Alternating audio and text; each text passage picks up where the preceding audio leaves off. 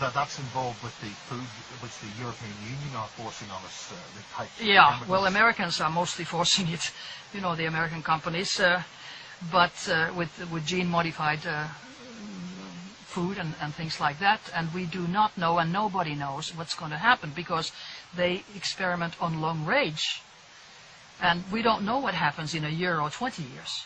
Just like we don't know what happens, except we start knowing now what happens with mobile phones in 20 years. You know, they cause brain tumors and blindness and deafness and cancer and whatever. It's totally, totally known.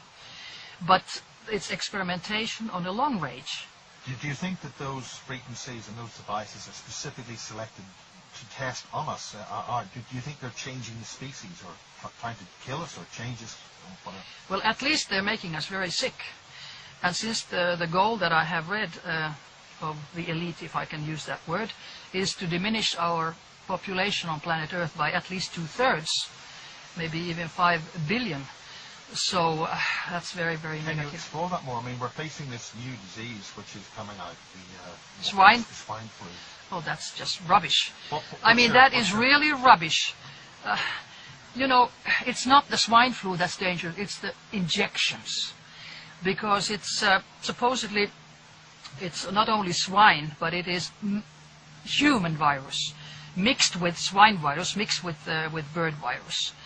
And of course, behind the whole thing is to diminish world population, because it's very toxic, and to get milliards and milliards and milliards into the pockets of those who put them out. Rumsfeld is an owner also in one of the big drug companies. And since they want to diminish the population, so they start saying that children and pregnant women are the first ones. Eliminate the next generation. So you've been trying to alert certain governments about this? Not governments, but I have written information to Finland, because I don't think it's going to work.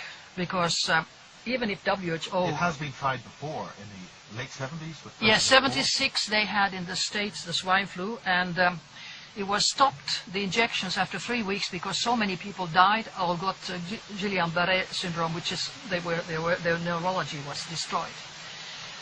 So now they're making a little adjustment and doing it the same. And before that, they have also made sure in the States that people don't get compensation for the damage in their health. Because previously, 76, they had to pay big amounts. Like, you know, in the States, their compensation is big when you destroy somebody's health.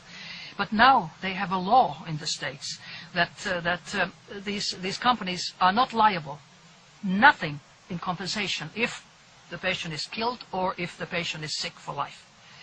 So they have really thought about it. So they can poison us and kill us and get away with it scot-free. That's right. So how is this happening? How are so many governments allowing this to just happen? Because they're not allowing it yet, because nobody has done anything yet.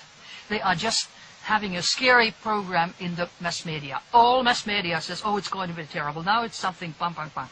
It's a scary, scary, scary propaganda.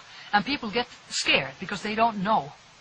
Now, WHO has ordered that, you know, everybody has to be by force injected. Previously, WHO did not have this ability to tell them to force any government, because it was only recommendations. But it was 97, 98, I recall, that they signed with 194, was it, states above that if there is a pandemic, or, you know, real serious pandemic, so then they give an order. Now, in the beginning already, in the beginning of June, WHO said pandemic 6, that's the highest. Now, go to any country in the world, people are not sick. There are not millions in swine influenza. So this was just done to force people and prepare the governments to give injections by force. But it's not going to work. I don't think Norway is going to do it. So do you think the figures released by the World Health Organization are actually false? Of course they are. Of course. Of course. But you have to remember, why do they do this? Always remember who benefits. Who benefits? They have been forced, in my mind, to do this. And by whom? Big Pharma. Big Pharma which is, deals with the world population and the world money and all this. It's millions. So what's the ultimate strategy, do you think, that's happening with this? What's their target? What's their intent? The target is to get rid of so many people as possible and to get as much money for them as possible. But I think they have calculated wrong this time, because already in the Bilderberger meeting, the 14th and 15th of May this year, 2009, in Hellas, there was almost a split when they were discussing this. And I can well imagine that people normally, attending, do not always agree with Mr. Kissinger's plan to eliminate a great deal of world population.